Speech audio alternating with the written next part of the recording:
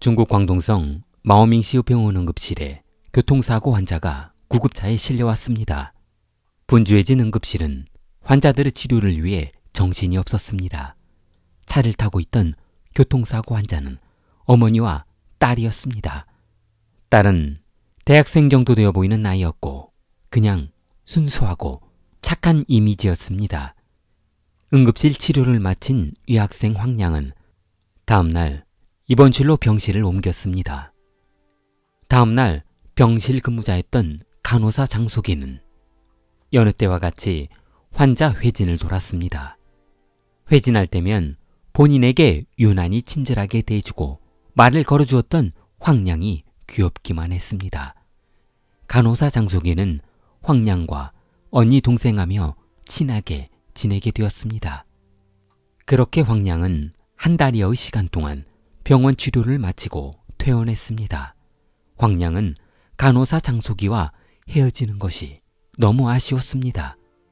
다음 날 치료를 마친 황량은 어머니와 함께 수속을 마치고 집으로 돌아갔습니다.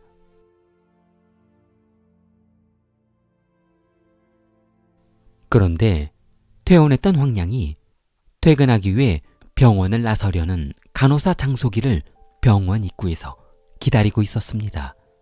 장숙이는 반가워하며 인사하는 황량이 고마웠습니다. 그런데 장숙이는 얼마 뒤 심각한 고민을 하게 되었습니다. 그녀 황량이 오늘 또 병원 입구에서 장숙이를 기다리고 있는 것이었습니다. 어제도 그제도 4, 5일 전에도 그녀는 병원 입구에서 계속해서 기다리고 있었습니다. 오직 간호사 장숙이를 기다리고 있었습니다. 오늘 또 퇴근하기 위해 병원 입구로 계단을 내려오던 장숙이는 입구 쪽을 바라봤습니다. 2층 계단에서 기다리고 있는 그녀를 발견했습니다. 장숙이는 큰맘 먹고 결심했습니다. 이번에는 그녀를 아는 척하지 않고 그냥 무심히 지나칠 것을 결심했습니다. 장숙이는 계단을 내려와 앞만 보고 걸어갔습니다. 병원 입구를 나서는 소기를 발견한 미화는 허겁지겁 그녀를 따라 나섰습니다. 하지만 미화는 본인을 아는 척하지 않으며 그냥 무시하고 걸어가는 소기가 이상했습니다. 소기는 병원 입구를 나와 한참 동안 큰 길가로 걷고 있었습니다. 한참을 걷던 중 미화가 따라오는 것은 아니겠지 하는 생각이 굴뚝 같았지만 꾹 참으며 묵묵하게 앞만 보며 걸어갔습니다. 그러나 도저히 궁금해서 참을 수 없던 소기는 혹시나 하는 마음에 뒤를 한번 돌아봤습니다. 황량, 황미화가 병원에서부터 2km 정도를 따라온 것이었습니다. 그것도 속이 바로 뒤에서 따라오고 있었습니다. 황미화는 한 손에 핸드폰을 들고 장속이어 걸어가는 뒷모습을 촬영하며 웃고 있었습니다. 뒷목이 싸늘해진 장속이는 서둘러 집으로 가기 위해 버스에 올라탔습니다. 그런데 황미화도 장속이가 탄 버스에 같이 올라타 버렸습니다. 황미화는 간호사 장속이를 아는 척도 하지 않고 뒤에서 촬영하고 있는 핸드폰 화면만 바라보고 있었습니다. 장속이는 버스에 내려 뒤도 돌아보지 않고 집으로 달려갔습니다.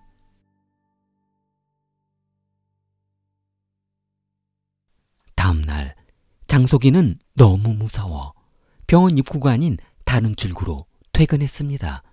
그러나 병원 입구에서 한참을 기다려도 장속이가 나타나지 않자 화가 난 황미화는 이전에 알아두었던 장속이의 집으로 향했습니다. 장속이의 집에 도착한 황미화는 그녀가 집에 돌아왔는지 확인하기 위해 집 밖에서 현관문 외시경 안을 들여다봤습니다. 집 안에 있던 장속이는 현관문 밖에서 사람 소리가 들리자 집안 현관 입구에서 외시경으로 집 밖을 내다봤습니다. 그때 황미화와 눈이 마주쳐버렸습니다. 속이는 너무 놀라 뒤로 주춤했습니다. 설마 미화가 본인이 집에 있는 것을 본 것은 아닐 거라면서 혼자 마음을 가라앉혔습니다. 황미화는 렌즈 속을 들여다보고 복도를 한번 둘러보는 행동을 계속해서 했습니다. 그러자 옆집 주민들은 소기의 집안이 무언가 잘못된 행동에 연루된 것이 아닌가 하는 마음에 무척 불안해했습니다. 주민들에게 미안했던 소기는 남편과 상의 후 더 이상 주민들에게 피해를 주지 말자며 이사했습니다. 며칠 뒤 미화는 병원에서 근무하고 있는 장소기를 찾아왔습니다. 화가 난 표정으로 한참을 그녀 앞에 서 있던 미화는 그녀에게 다가갔습니다. 내가 너를 이렇게 사랑하는데 왜 도망가? 소기는 등골이 오싹해졌습니다. 이 말을 남기고 황미화는 계단을 내려갔습니다. 얼마 후 그녀 황미화의 기하학적인 행동은 시작되었습니다. 병원 택배실에 들어가 장소기의 물건을 찾으러 왔다며 소기의 택배를 가지고 본인 집으로 가져가 버린 것이었습니다.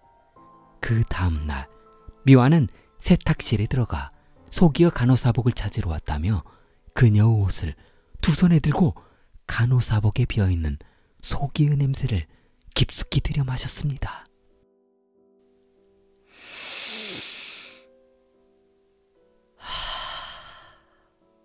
행복해. 그녀의 스토커 행동은 이뿐만이 아니었습니다. 너무 무서워 소름이 돋았던 소기는 어머니에게 부탁해서 퇴근길에 같이 가자며 어머니를 불렀습니다. 어머니와 같이 퇴근하던 소기는 한편으로는 안심이 되었지만 언제까지 어머니를 불러 퇴근해야 하는 건지 답답해서 미칠 지경이었습니다. 어머니와 퇴근하는 지금도 그녀가 뒤에서 핸드폰으로 촬영을 하고 있기 때문이었습니다.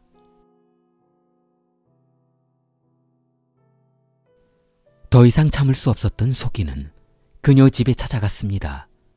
미화의 어머니와 소기에게 정중하게 부탁했습니다.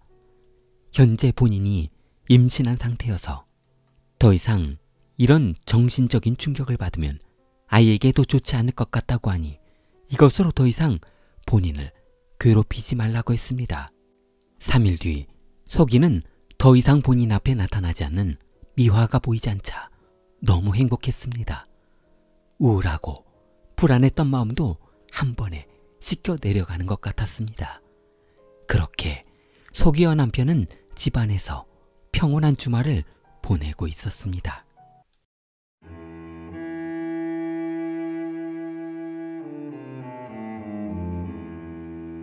그런데 어디선가 잔잔한 바이올린 소리가 들렸습니다.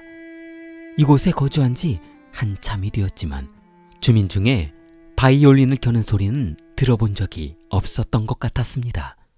한참을 듣고 있던 소기는 바이올린 소리가 들리는 쪽으로 창밖을 내다봤습니다. 미화가 1층 아파트 담벼락 아래에서 소기를 위해 바이올린을 켜고 있었습니다. 소기는 지금 이 상황이 꿈은 아닌지 믿어지지 않았습니다. 그저 멍하니 1층 담벼락 쪽을 바라보고 있었던 순간 미화는 갑자기 고개를 들어 소기를 바라봤습니다. 너무 놀란 소기는 기댔던 창가에서 떨어졌습니다. 주민들은 시끄러운 바이올린 소리 때문에 경찰에 신고했고 미화는 경찰서로 끌려갔습니다. 미화의 어머니는 경찰서에서 딸을 집으로 데려간 후 정신과 치료를 받아보라고 하는 경찰의 권유에도 어머니는 정상적인 본인 딸이 왜 정신과 치료를 받아야 하는지 모르겠다며 한탄했습니다. 2020년 2월부터 2년간 이어진 미화의 스토킹은 멈추지 않았습니다. 경찰은 그저 미화가 간호사 소기에게 해를 끼친 것도 없고 좋아서 따라다닌 것 같은데 연약한 여성이라서 스토킹이라 보기에도 그렇고 상대방에게 해를 입힌 것도 아니었고 좋은 방법으로 해결하는 것이 좋지 않겠냐며 한 발 뒤로 빠졌습니다. 그 뒤로 미화는 본인의 SNS에 사랑하는 소기의 일상을 올리며 지인들에게 본인의 사랑은 영원하다며 하루도 빠지지 않고 글을 써올렸습니다. 충격에 빠진 장석이는 황미화 몰래 남편과 이사를 갔습니다. 그러나 얼마 못 가 그녀가 이사한 곳은 황미화에게 발견되고 말았고, 그렇게 임신한 상태에서 속이는 수차례 더 이사를 다니며 이사 아닌 도망을 다니며 숨어 지냈습니다. 세 번째 이사한 집에서는 이런 일도 있었습니다. 어렵게 속이를 찾아낸 미화는 속이의 임대아파트 집 앞 의자에 앉아 하루 종일 속이가 나오기까지 기다리기도 했다고 합니다. 속이는 집 밖으로 나가다가 기다리고 있는 미화에게 걸릴 것이 두려워 이사간 집 안에서 나오질 못했습니다. 그 이후로도 미화는 저녁마다 시간이 나면 속이의 현관문 외시경을 뚫어지게 바라봤고, 인기척이 없으면 다시 앉아서 속이를 기다렸다고 합니다. 속이와 더 이상 연락이 안 되자 미화는 속이의 남편 전화번호를 알아냈습니다. 그리고 속이의 남편에게 전화를 했습니다. 내 놈이 언니를 못 만나게 하는 거지? 나는 언니하고 영화도 보고 싶고 할 얘기도 너무 많은데 이게 다 너 때문이야. 언니 돌려줘, 못된 놈아. 속이와 그녀의 어머니는 경찰에 신고했고, 미화를 치료받을 수 있도록 미화의 어머니를 설득했습니다. 결국 그해 5월 황미화는 어머니와 함께 치료를 받기 시작했습니다. 좋아요, 구독 부탁합니다. 킬리였습니다.